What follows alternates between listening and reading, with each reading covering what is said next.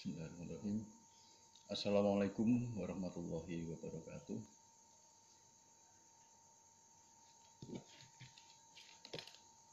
Ya ini sering lupa ini.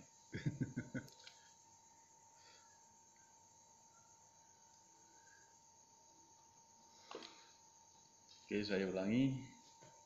Assalamualaikum warahmatullahi wabarakatuh. Bismillahirrahmanirrahim. Alhamdulillahirabbil alamin. La haula wala quwwata illa billahil aliyyil azim.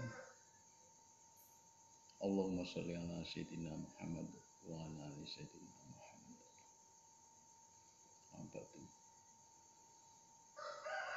Bapak, ibu-ibu yang dicintai dan dirahmati Allah,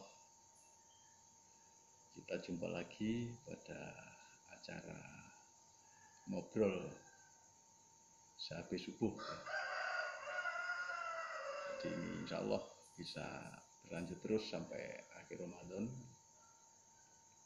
dan semoga kita selalu tetap bersyukur karena Allah dan selalu diberikan bimbingan menuju kehendak Allah dan senantiasa sadar Allah. Selamat berbahagia untuk Bapak Ibu, mulai dari Sabang sampai Merauke,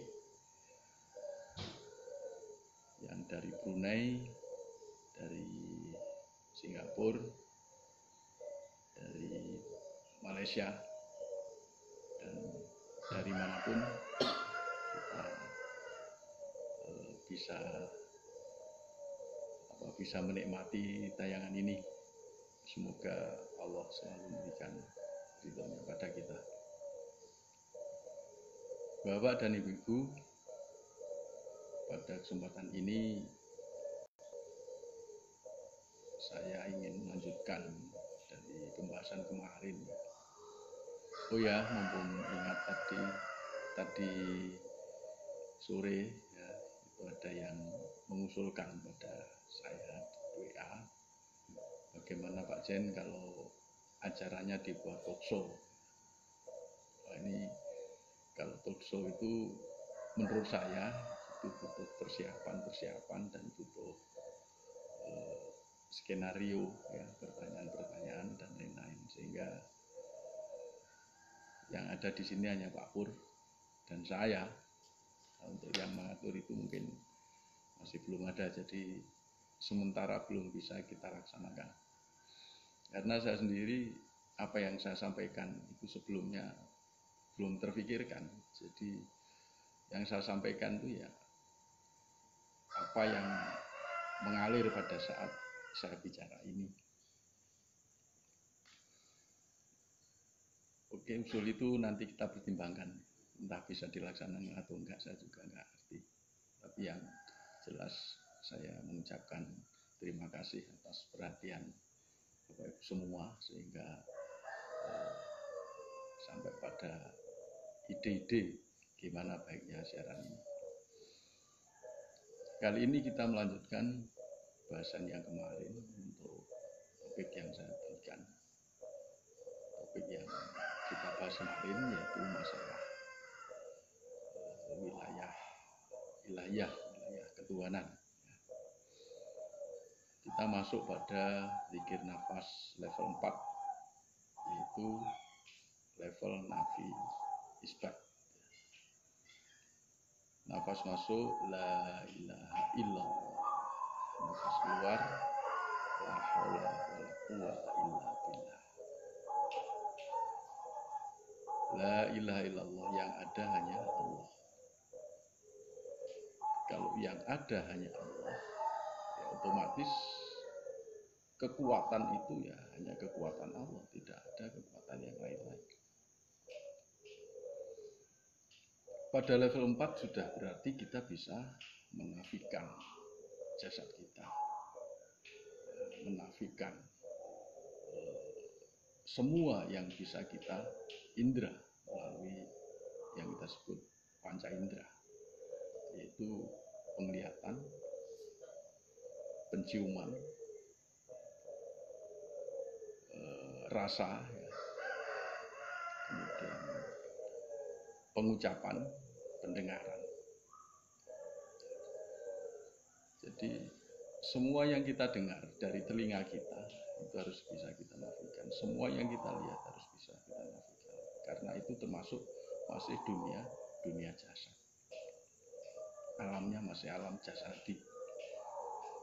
Jadi yang ada hanya Allah. Artinya kita sudah tidak ada. Bukan berarti jasad kita tidak ada, jasad kita tetap ada. Nah, karena kita masih diberi hidup oleh Allah di dunia ini. Tapi jasad ini, dalam arti semesta ini, itu harus bisa kita nafikan, harus bisa kita tiadakan dalam kesadaran kita. Sehingga yang ada hanya Allah. Qul huwallahu ahad. Allah itu tunggal. Jadi selain Allah nggak ada. Kosong itu nggak ada. Kalau masih ada Allah, masih ada kosong, berarti ada dua. Ada Allah, ada kosong. Jadi yang ada hanya Allah. Ya otomatis kekuatan Allah. Ketika yang ada hanya Allah, maka setiap kita melihat sesuatu, mendengar sesuatu, merasakan sesuatu, mencium sesuatu, kesadaran kita harus bisa menembus sesuatu itu sehingga mata kesadaran kita itu bisa melihat Allah. Ya, jangan dibayangkan kalau saya pakai istilah mata kesadaran itu bukan berarti kita seperti melihat, ya, tapi enggak. Dalam arti kesadaran yang lebih tinggi lah. Jadi, kita harus bisa melihat semua, mendengar semua, merasakan semua yang kita tangkap dengan indera itu dengan kesadaran bahwa di sebalik itu semua ada Allah. Dulu Pak Pur sering menjelaskan ketika dalam satu pertemuan besar, coba lihat daun, kita lihat daun.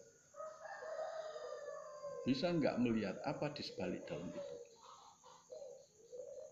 Lihat di sebalik daun yang bergoyang itu, di situ Allah.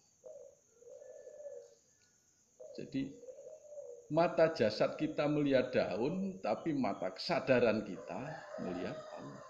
Itu artinya di sebalik. Jadi kesadaran kita melihat Allah.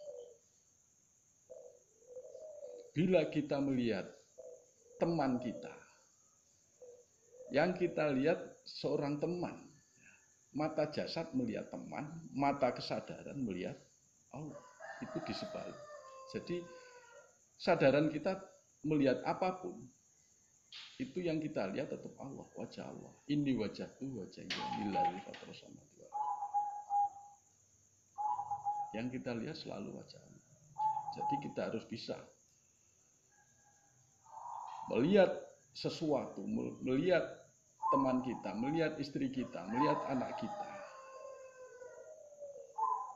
melihat meja, melihat HP, melihat tumbuh-tumbuhan, melihat hewan. Itu lihat dengan mata kesadaran bahwa di situ ada Allah. Allah di sebalik semua yang kita lihat. Sehingga kalau mata kesadaran kita itu mampu melihat Allah, maka otomatis kita bisa menyadari betul bahwa yang berperilaku itu adalah Allah. Yang berbuat itu adalah Allah. Itulah yang disebut af'al Allah.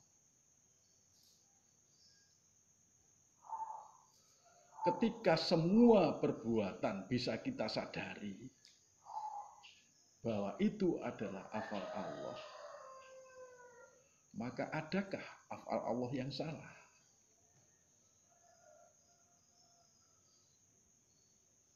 Tidak ada. Allah Maha Benar, mutlak kebenaran Allah. Subhanallah, Subhanallah. Allah Maha Suci, Allah Maha Benar, mutlak kebenaran Allah. Sehingga ketika kita diejek oleh teman kita, dimaki-maki oleh teman kita, kesadaran kita bisa melihat siapa sebenarnya yang memaki-maki itu.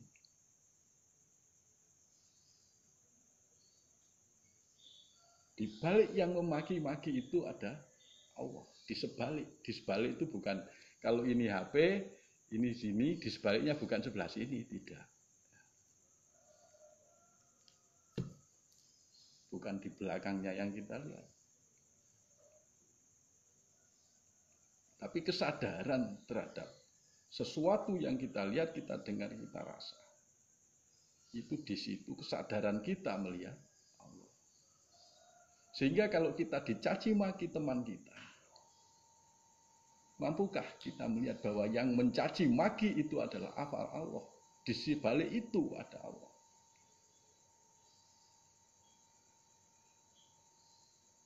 Kalau kita sudah mampu melihat dengan kesadaran kita bahwa sesungguhnya hakikatnya yang mencaci maki itu adalah Allah. Karena itu afal Allah. Maka kita akan bisa membalas dengan senyuman. Kita akan bisa menanggapi dengan lebih baik, tetap menghormati, tidak ganti mencaci. Karena mencaci seseorang sama dengan mencaci Allah. Karena itu afal Allah. Di balik situasi ini, situasi lockdown, kita harus jaga jarak. Di sebalik situasi ini, maka mari kita lihat dengan kesadaran kita bahwa ini adalah apa Allah. Disitulah Allah. Kalau kita bisa mampu melihat itu, maka kita tidak akan pernah mengeluh. Adanya apa? Adanya bersyukur, ikhlas menerima. Karena kita menyadari betul bahwa ini adalah perbuatan Allah. Kekuatan yang ada pada di sebalik semua ciptaan itu kekuatan Allah. Yang Allah bukan getaran kekuatan ini. Ini tanda kalau Allah memberikan satu kekuatan. Kalau Allah punya kekuatan. Yang dinampakkan pada kita itu hanya tanda-tanda. Karena Allah itu laisa kamitslihi syai'un.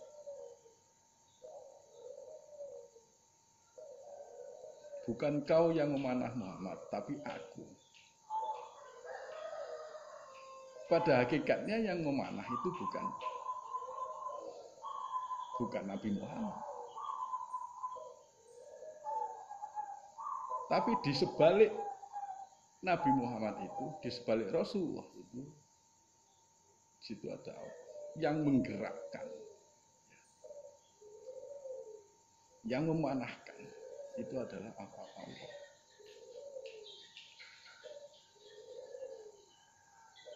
Aku yang mengangkut lewat daratan, lewat lautan. Jadi alat transportasi mobil, kapal laut, kapal udara, itu hakikatnya adalah afal Allah. Disitulah kita harus mampu melihat di sebalik mobil, di sebalik kapal laut, sebalik pesawat terbang. Di situ ada Allah. Maka dalam firman-Nya Allah mengatakan seperti itu. Ini dimensi ilahiyah, dimensi ketuhanan. Jadi mata kita melihat jasad, kesadaran kita melihat di sebalik jasad itu. Termasuk pada diri kita. Kita bisa ngomong, kita bisa beraktivitas. Jasad kita ada, tapi kita bisa menafikan jasad kita. Di sebalik diri kita, di situ Allah. Maka perbuatan kita hakikatnya adalah perbuatan Allah. Jadi bukan orang lain saja, diri kita pun juga seperti itu. Nah ini, mari kita sadari betul, mari kita yakin betul. Mari kita implementasikan dalam kehidupan sehari-hari. Sehingga apa? Sehingga kita akan jadi orang yang sabar. Ada orang marah-marah, kita senyum. Difitnah orang, kita senyum. Ada musibah, kita ucapkan innalillahi wa inna ilaihi raji'un. Semua dari Allah dan kembali ke Allah. Dan akhirnya musibah itu, di sebalik musibah itu ada afal Allah. Ada Allah di situ. Jadi nggak ada yang salah. Makanya kita tidak disarankan, kita tidak dianjurkan untuk menyalahkan siapapun, menyalahkan orang lain. Walaupun secara jasadi kita lihat orang itu bersalah pada kita, tapi hakikatnya itu afal Allah. Menyalahkan orang ada sama dengan menyalahkan. Mari kesadaran ini kita tingkatkan. Ini kita membahas satu level lebih tinggi dari yang sebelumnya. Kita tingkatkanlah kesadaran kita. Sehingga pada saat kita sibuk, kita lebur. Bukan berarti kita habis, jasad kita enggak ada, enggak. Tapi kesadaran kita sudah menyatu dengan Allah. Lebur dalam samudra Allah. Lebur dalam afal Allah. Ini penting sekali. Itulah mananya kita lebur itu kayak gitu. Bukan berarti kita lebur habis hilang semua. Enggak. Kita masih diberi hidup, masih diberi tugas untuk melakukan amanah di dunia ini. Sehingga pada waktu kalau kita sibuk, pada saat kita sibuk, untuk menjalankan 3T itu sangat mudah sekali. Ketika kita berpuasa, kita merasakan lapar. Oke lah, aku lapar. Yang lapar ini kan jasad. Jasad kita nafikan. Jasadku berarti jasad itu bukan aku. HP-ku berarti HP bukan aku. Jasadku berarti jasad bukan aku. Sehingga ketika kita puasa kita merasakan lapar. Oh, yang lapar bukan aku. Dan itu afal Allah juga yang harus kita syukuri. Maka lapar, kita diberi lapar itu kita harus bersyukur.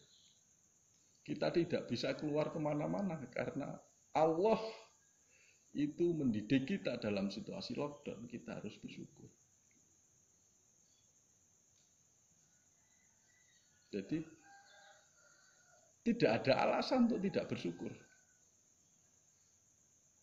Walaupun kita diberi situasi yang menurut ego kita itu sebuah penderitaan, itu kan ego. Itu kita masih tidak pantas untuk tidak bersyukur. Dibanding semua nikmat yang diberikan Allah pada kita.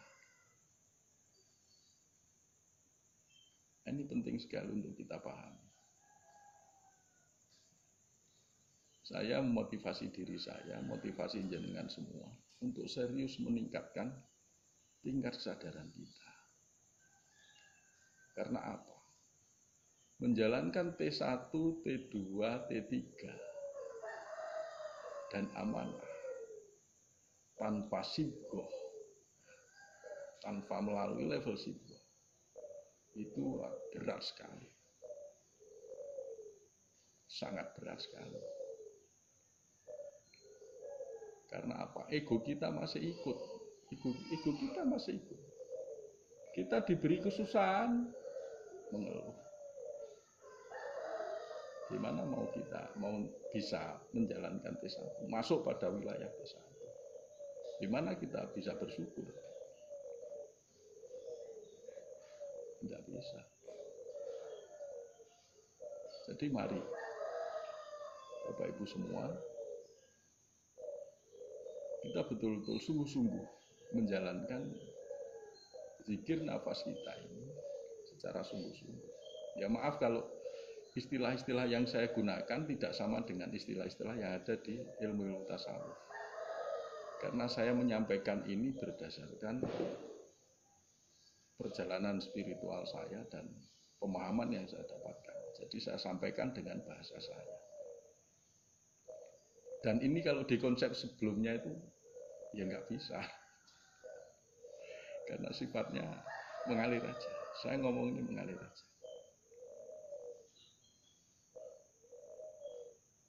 Ini mari saya mengajak jenengan semua. Kita seperti yang disampaikan Pak Pur.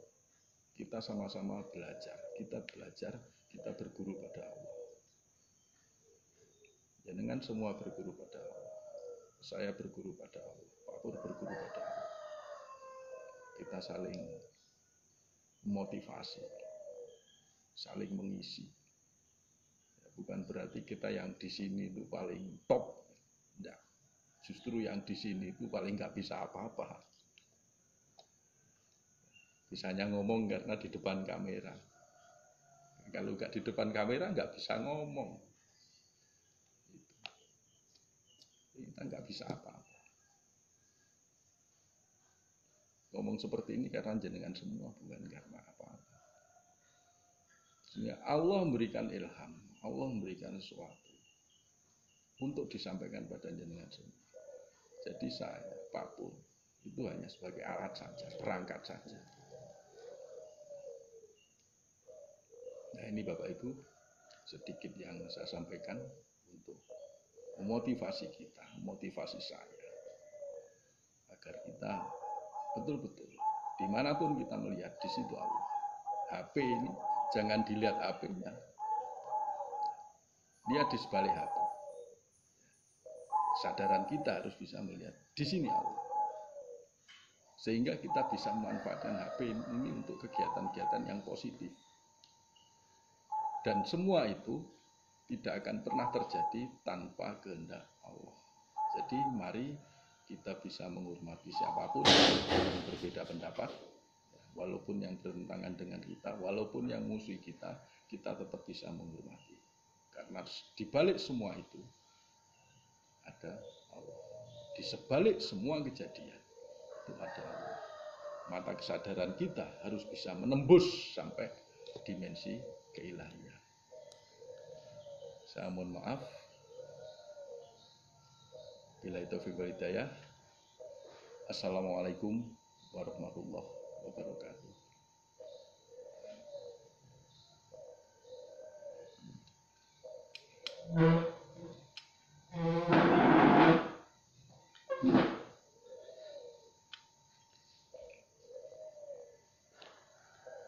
Terima kasih Pak Zen, Bapak dan Ibu.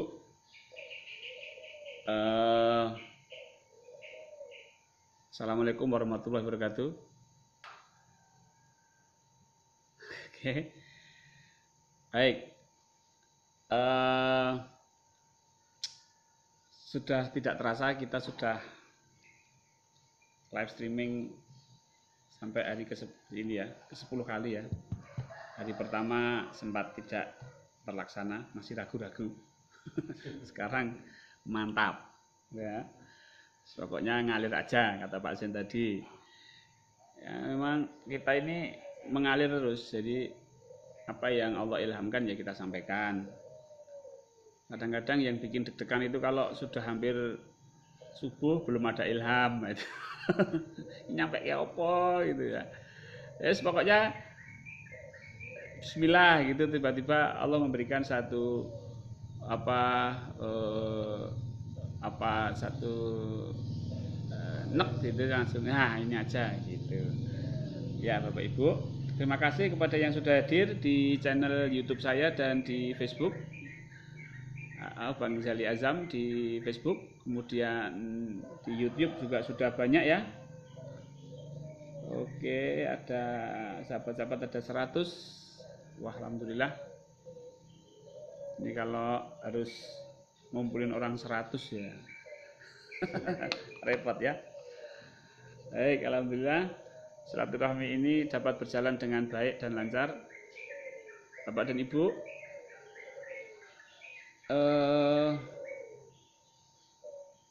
materi kali ini adalah tentang ATP dan sholat. Ya, tadi sudah di opening sama Mbah Bejo berkaitan dengan konsep-konsep marifat yang harus kita pelajari bersama dengan kesadaran. Sekali lagi dengan kesadaran, karena kita di sini di channel saya itu khusus mengembangkan masalah consciousness atau kesadaran atau mindfulness, Islamic mindfulness. Jadi terus dikembangkan bagaimana mindfulness ini bisa dipahami secara Islam, meskipun dengan bahasa-bahasa ya bahasa-bahasa Islam, karena konsumennya adalah Islam. Kalau bahasa-bahasa mindfulness nggak sesuai ya. Ya, mindfulness itu bahasa psikologi. Kalau Islamnya ihsan ini yang bahasa-bahasa Islam. Maka bagaimana kita bisa merangkai,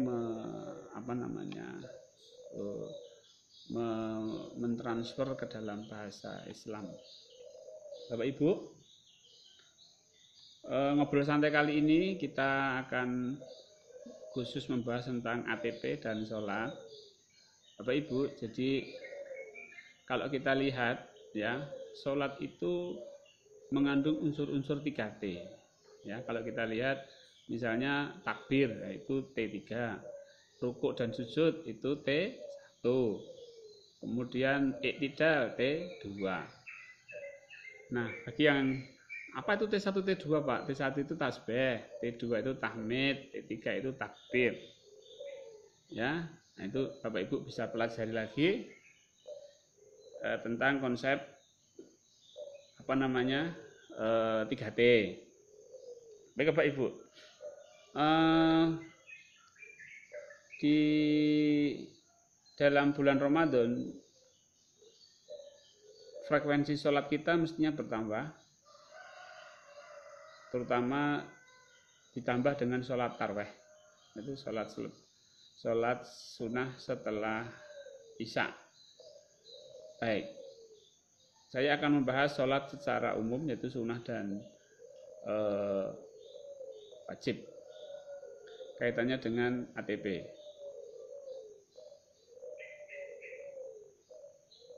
Baik Bapak Ibu,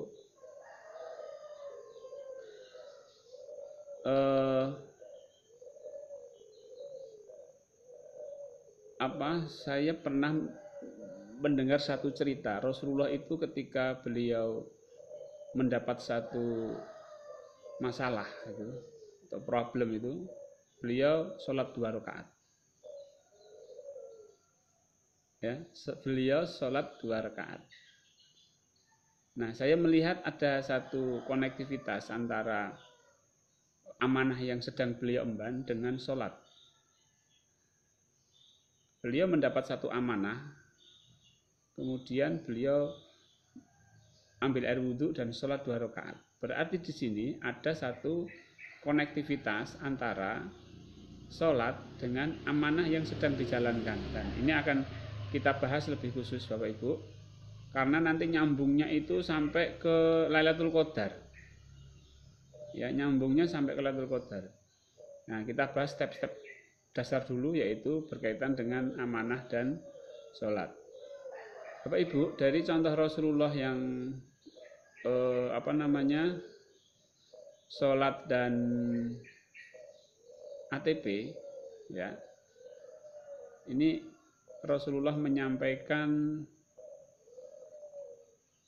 ketika kita di dalam satu cerita itu, bahwa Rasulullah mengisyaratkan ketika kita punya amanah, istilahnya kita berkonsultasi atau memohon kepada Allah agar amanah itu dapat terselesaikan dengan baik. Ya, mengisyaratkan seperti itu. Nah, Bapak Ibu, jadi di dalam kita sholat,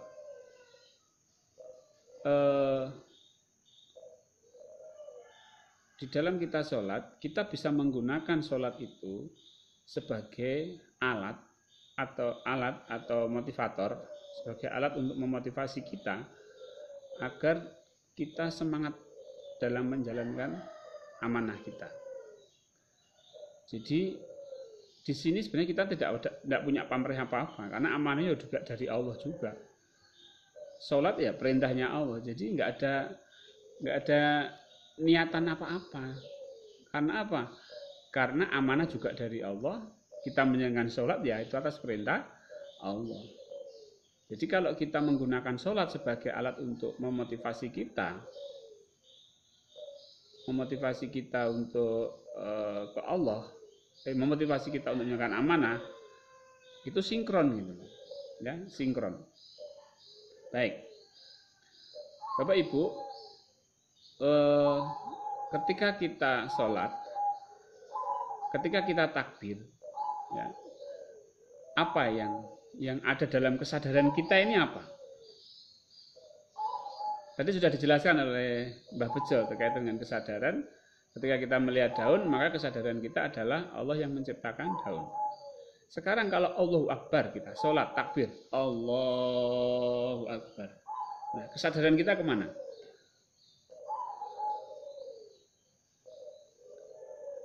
Kesadaran kita kepada Allah yang punya kekuatan, yang punya power, yang power itu lebih besar daripada apapun, yang bisa mengatasi apapun, yang bisa menyelesaikan apapun, yang bisa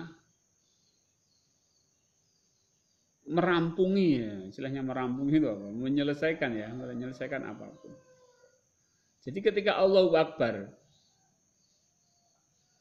contohlah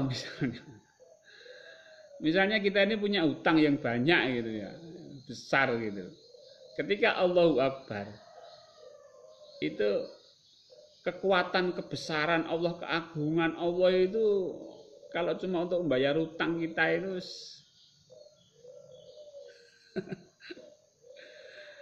ya, Allah itu kalau mau ngasih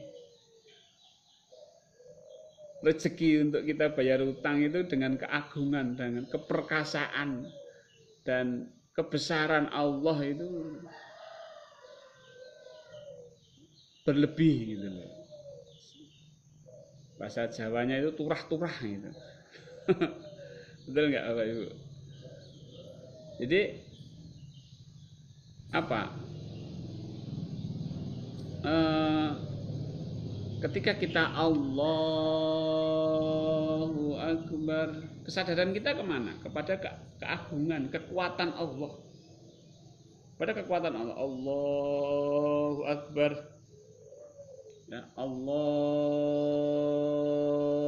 Akbar. Ketika begini itu, kesadaran kita langsung kekuatan Allah. Bapak Ibu, kalau dikatakan misalnya hutang tadi, hutang itu amanah Bapak Ibu, bukan masalah. Seberapa besar Bapak Ibu utang, ini contoh ya, contoh utang karena lebih mudah saya contohkan. Utang itu adalah amanah.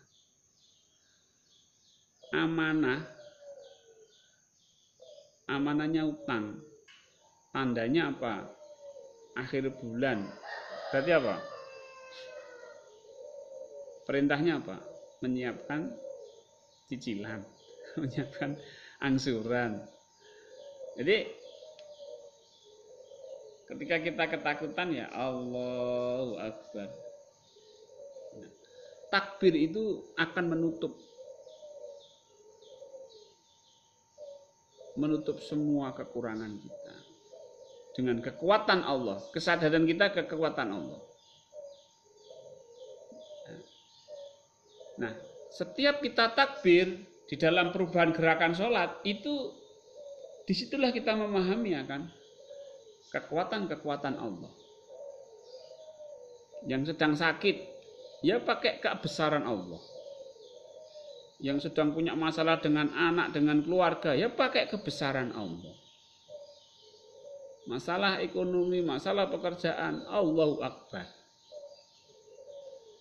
Jadi jangan sia-siakan momen-momen Allahu Akbar ini untuk menginstal kesadaran kita bahwa amanah-amanah yang Allah berikan kepada kita itu akan terselesaikan dengan kekuatan-kekuatan Allah. Nah, itu takbir. Ya, takbir. Ini saya contohkan yang kalau nanti dirinci dari mulai takbir, iftitah itu ya panjang ya. Sekarang ruku misalnya. Ruku itu adalah kita membenarkan Allah. Subhana itu membenarkan Allah.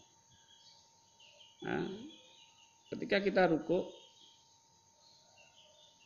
berarti kita siap menerima amanah. Ya. Kenapa orang malas?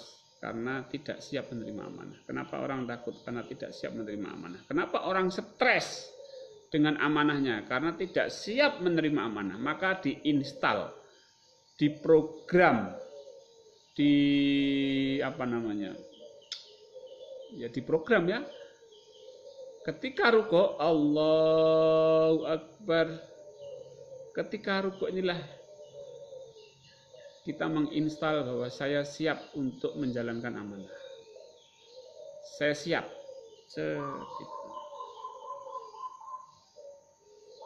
Siap. Tidak menolak, tapi siap. Ya, ketika ruku. Subhana rabbiyal azimi wa bihamdi. Maha suci Engkau ya Allah, yang maha agung, dan segala puji bagimu. Jadi lihat ini, siap,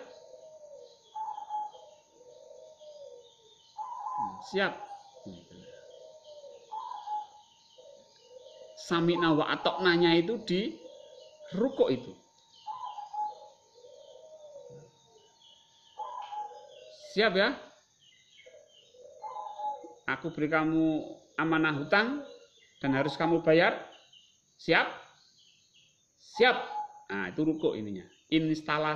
Instalnya di rukuk ini. Klik ini. Jadi setiap rukuk itu akan memberikan satu kebangkitan jiwa untuk siap menjalankan amanah Allah. Apapun amanahnya. Baik Bapak Ibu. Kemudian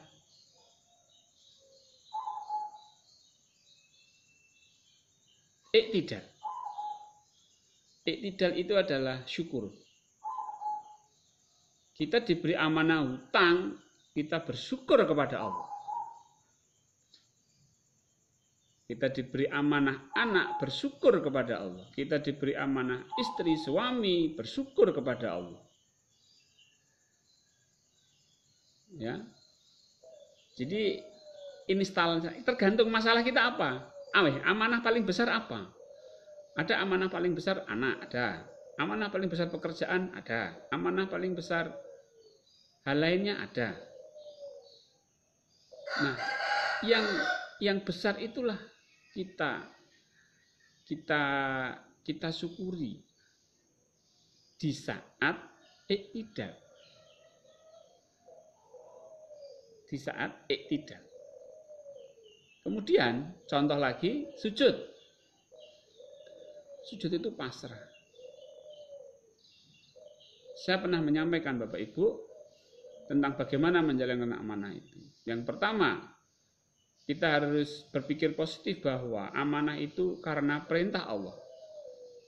Saya membayar utang itu karena diperintah Allah, karena menjalankan perintah Allah. Bayar utang. Saya diperintah Allah untuk bayar utang. Ketika membayar utang ke bank misalnya dan menyerahkan uang misalnya, yang membayar ini adalah Allah. Ini bentuk kepasrahan. Kemudian ketika hutang kita lunas atau bulan ini sudah terbayarkan, tidak ada kesombongan dalam diri. Itu semua rezeki yang memberi Allah. Itu semua jalan yang memberi Allah. Jadi ini bentuk kepasrahan kita. Jadi kalau sudah pasrah begini, ya Allah, Engkau yang memberi amanah hutang ya Allah, Engkau yang membayarkan hutang ya Allah, dan Engkau yang melunaskan hutang saya. Sudah, kepasrahan itu ketika diinstal ketika sujud. Ya. Jadi itu baru contoh 4 ya, takbir, ruku, iktidal, sujud. Belum bacaannya. Makanya kalau duduk iftiros misalnya Rabbi firli warhamni wajburni warfa'ni wadini warzukni wa'afini wa'fu'ani, itu satu doa itu untuk menjalankan amanah-amanah kita. Misalnya utang tadi. Contohnya utang terus. Lah ya, gampang. Yang mudah ya. Jadi misalnya Rabbi firli, ya utang itu karena kesalahan saya. Mungkin saya ada kesalahan. Ya Allah ampuni saya sehingga saya banyak utang. Ini kesalahan saya ya Allah. Rabbi firli warhamni, tapi kasihani saya ya Allah kalau enggak terbayarkan. Warhamni wajburni, cukupkan ya Allah rezeki saya untuk bisa bayar utang. Warfa'ni, angkat derajat saya ya Allah, jangan sampai saya ini punya utang banyak. Warfa'ni wahdini, beri petunjuk bagi saya ya Allah untuk bisa menyegerakan bayar utang. Warzuqni wa'afin wahdini, beri petunjuk wahdini.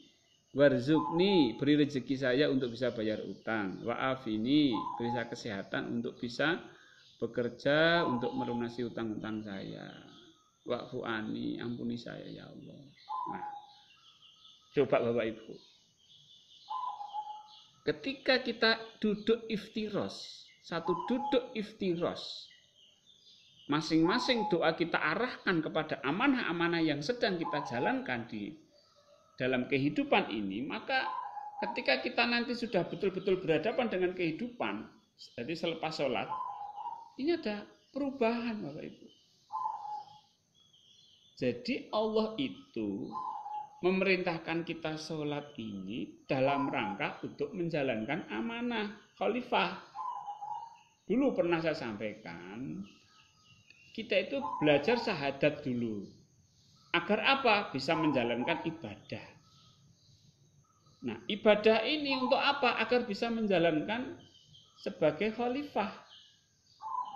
Jadi rangkaian antara syahadat, ibadah, sholat, kemudian amanah. Oke?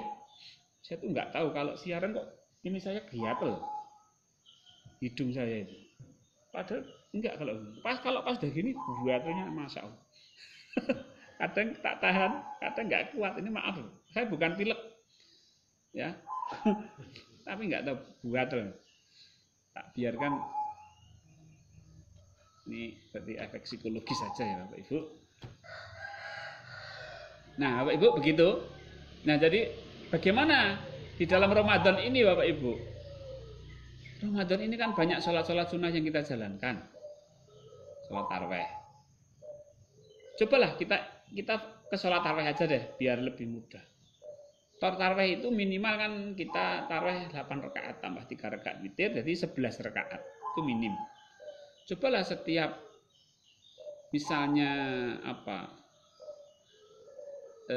ya kita belajar menginstal jiwa kita, pikiran kita, emosi kita, diri kita ini dengan sholat tadi. Jadi sholat bukan sekedar sholat.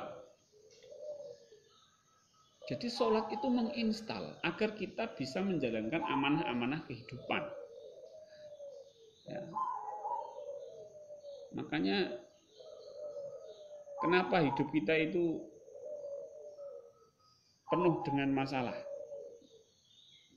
Karena banyak amanah yang tidak terselesaikan. Kenapa amanah banyak tak terselesaikan? Karena kita tidak siap, tidak mau menerima amanah itu. Maka sekarang Bapak Ibu, kalau nggak mau diinstal melalui sholat, rukuknya, ya Allah saya siap menerima amanah-Mu. Takbirnya, semua amanah yang aku emban sekarang, aku jalankan sekarang, semua akan selesai dengan kekuatan-Mu. Allahu Akbar. Ya, kemudian sujudnya, Engkau yang memberikan amanah, Engkau yang menyelesaikan amanah. Jadi apa Bapak Ibu? Sholat itu menjadi suatu hal yang punya dampak psikologis terhadap kehidupan kita secara real. Jadi tidak hanya setelah sholat tarawih, alhamdulillah sudah 11 rakaat sambil udut ngerokok. Ketok bahagia itu, kelihatan bahagia. Kenapa bahagia? Sudah 11 rakaat atau sudah 23 rakaat. Kalau bahagianya cuma sudah selesai menjalankan kan berarti kan beban namanya sholat itu. Kamu dapat apa setelah sholat? Dapat pahala. Ya, pahala. Ya kalau dapat. Ya lah, pahala itu urusan Allah gitu loh. Kita itu apa yang kamu dapatkan setelah sholat ini tadi? Perubahan-perubahan apa? Yang pasti bahwa di dalam hadis Rasulullah, hadis inna sholata tanha 'anil fahsya'i wal munkar, Quran ya Pak? Bahwa sholat itu mencegah dari perbuatan keji dan mungkar. Quran itu. Kira-kira setelah sholat ada perubahan nggak yang dapat mencegah kamu dari berbuat keji dan mungkar? Nggak ada, sama aja ini. Sebelum sholat dan sesudah sholat sama aja itu. Berarti sholatnya itu nggak dapat apa-apa. Dapat pahala kalau dapat. Baik Bapak Ibu, ini maaf, jadi mari kita gunakan sholat kita untuk memberikan semangat hidup. Jangan sampai kita ini putus asa, putus harapan. Kita ini putus dari rahmatnya Allah. Ya, baik Bapak Ibu. Itu sekedar stimulan Bapak Ibu. Mungkin ada pertanyaan, silahkan. Baik, ini alhamdulillah ini yang hadir banyak, hampir 200-an. Alhamdulillah, dari Malaysia, dari Indonesia ada hadir. Baik, kalau ramai gini enak gitu loh. Ya, ngobrolnya enak. Bisa silaturahminya lebih nyaman. Oke Bapak Ibu, tadi ada pertanyaan dari siapa tadi, Mbah Wito ya? Mata dipejam atau mata terbuka? Iya. Bapak Ibu, saya mencari hadis mata terbuka atau mata terpejam itu enggak ada. Kalau penjelasan yang saya pernah lihat dari beberapa literatur itu dan keterangan waktu saya ngaji sholat, itu ada beberapa ulama yang memakruhkan kalau pejam mata. Tapi ada satu buku Al-Khusyu' fi Shalah yang terjemahannya saya baca itu pejam mata atau buka mata itu enggak masalah, yang penting yang membuat lebih khusyuk itu yang mana. Kalau pejam mata lebih khusyuk ya pejam mata. Tapi kalau buka mata lebih khusyuk ya buka mata. Jadi tidak makruh. Tapi kalau tadi terkait dengan apa yang dijelaskan Mbah Bejo, yaitu kita melihat di sebalik sesuatu, maka pejam mata itu ya kurang begitu kerasa. Tapi buka mata, apa yang nampak itu adalah tanda saja. Maka kesadaran kita harus mengarah kepada yang di sebalik sesuatu tadi. Jadi sholat itu kalau bisa buka mata, tapi kesadaran kita ada di sebalik apa yang nampak. Itu Mbah Vito nggih. Tadi ada Pak Imron. Sholat sunnah dan fardu telah ditentukan waktunya bagian dengan pelaksanaan sholat wudhu. Jika itu setelah habis batal wudhu. Ya, namanya syukur wudhu. Sholat setelah wudhu ya tidak ada batasan waktunya. Asal diniatkan wudhu, misalnya pernah mendengar satu keterangan ya, keterangan nanti kalau masalah fikih itu sebaiknya ditanyakan ke ustadz yang bersangkutan yang lebih pandai.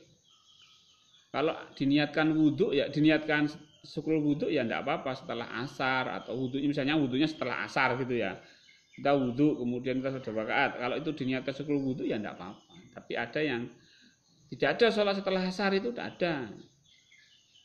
Enggak ada itu mungkin sholat rawatibnya mungkin ya.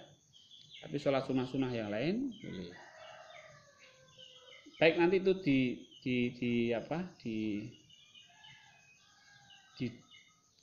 didiskusikan dengan ustadz-ustadz yang ada di tempat Bapak biar lebih jelas.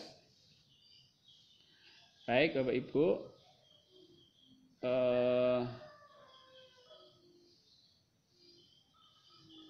Pak Muhammad Basri dari wejangan Bapak, saya nanyakan apakah ketika angkat tabir kemudian kesadaran kita bahwa kepelaksanaan amanah, apa hasil itu tidak merusak niat salat itu sendiri?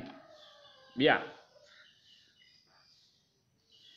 Seperti tadi yang saya contohkan Bapak Ibu, ketika Rasulullah itu mendapatkan suatu kesulitan pemecahan masalah, beliau sholat ambil wudhu kemudian sholat 2 rakaat.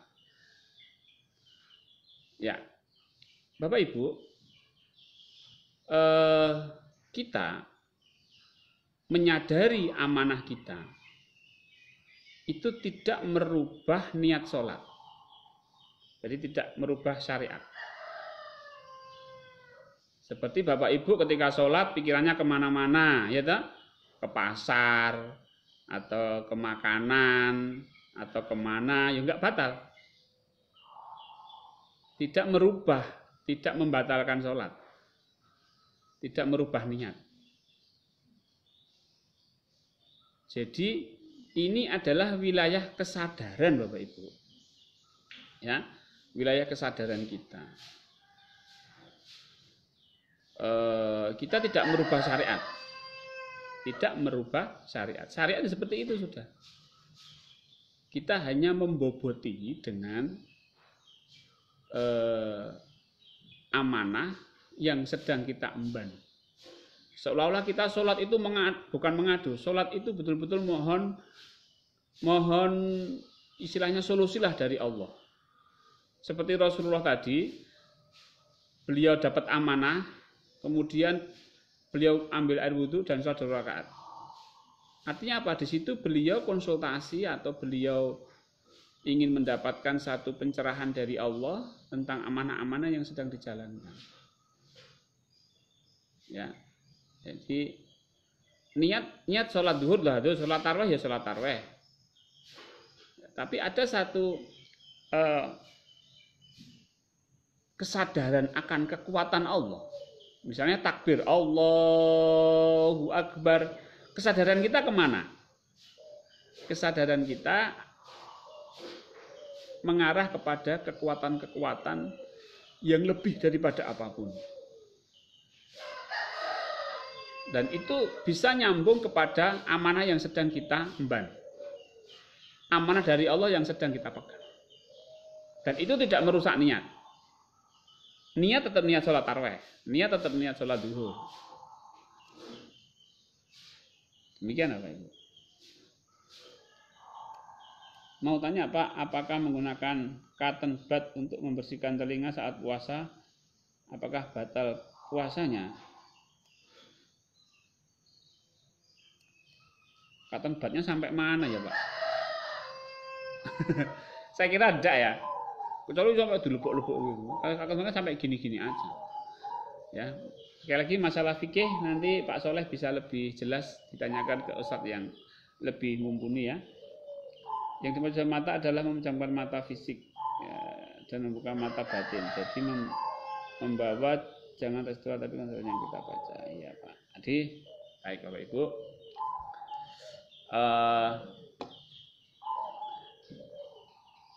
Demikian Bapak Ibu. Besok masih berkaitan dengan materi kali ini. Kita nanti pelan-pelan mengarah ke Lailatul Qadar. Jadi Bapak Ibu persiapkan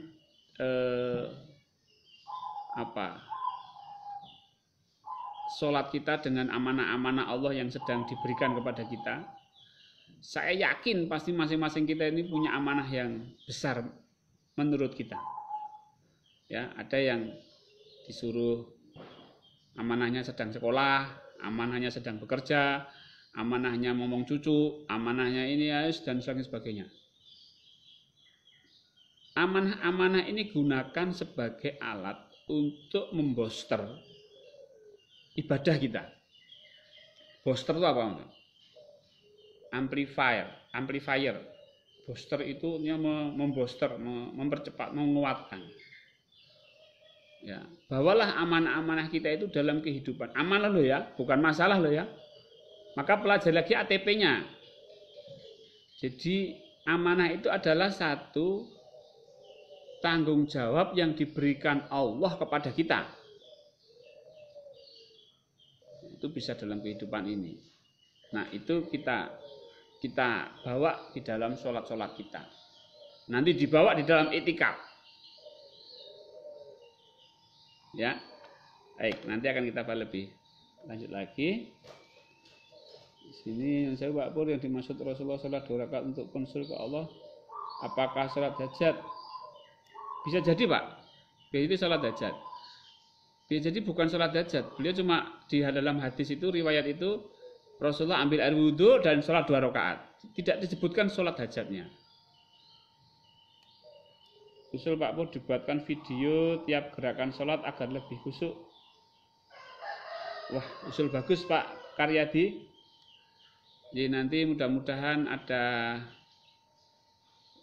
kelonggaran kita semua untuk bisa menyusun ini ya, modul sholat khusyuk ya. Terima kasih. Ya, alhamdulillah Bapak Ibu, 1 jam sudah kita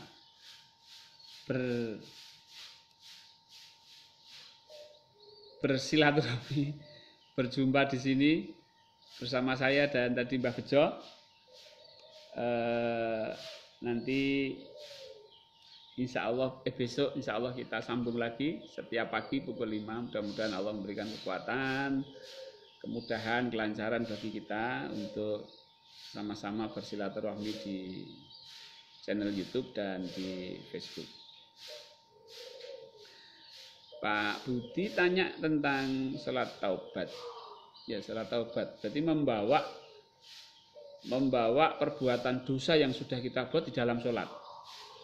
Sholat hajat membawa hajat kita di dalam sholat, dan itu tidak membatalkan sholat. Apalagi sholat apalagi istikharah, membawa satu pilihan-pilihan dalam sholat kita. Ya, sholat taubat ya. Jadi membawa dosa yang sudah kita buat ke dalam sholat untuk dimintakan ampun. Itu Pak Budi ya, yang bisa saya jelaskan. Baik. Alhamdulillah Pak Perdana, jadi Pak Imron, Pak Alif, Pak Buyani, ya Puan Nurian. Ya, mari kita memperbanyak sholat-sholat sunnah. Ya, kalau kita membawa amanah-amanah kehidupan kita di dalam sholat, kita semangat sholat Bapak Ibu. Buktikan. Semangat sholat itu semangat loh. Karena apa? Karena memang betul-betul mendapatkan manfaat real. Mendapatkan manfaat yang pasti. Bukan nanti. Jadi pahala itu pasti nggak usah kita pikir.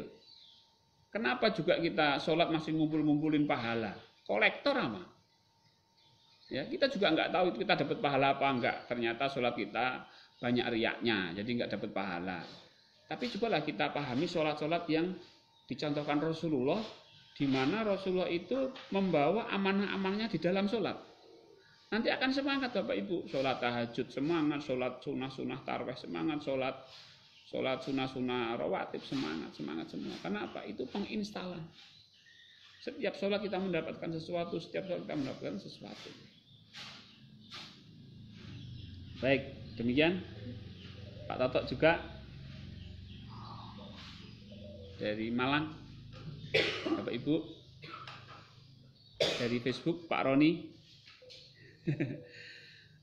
ya, menonton dari Kelang, Kampung Delik. Di kampungnya Pak Roni, kampungnya Kampung Delik. Ternyata dulu kampung itu kampung yang tidak terjamah oleh manusia mungkin ya, delik namanya. Tapi sekarang sudah ramai orang. Baik, demikian, mohon maaf bila taufik wal hidayah. Assalamualaikum warahmatullahi wabarakatuh.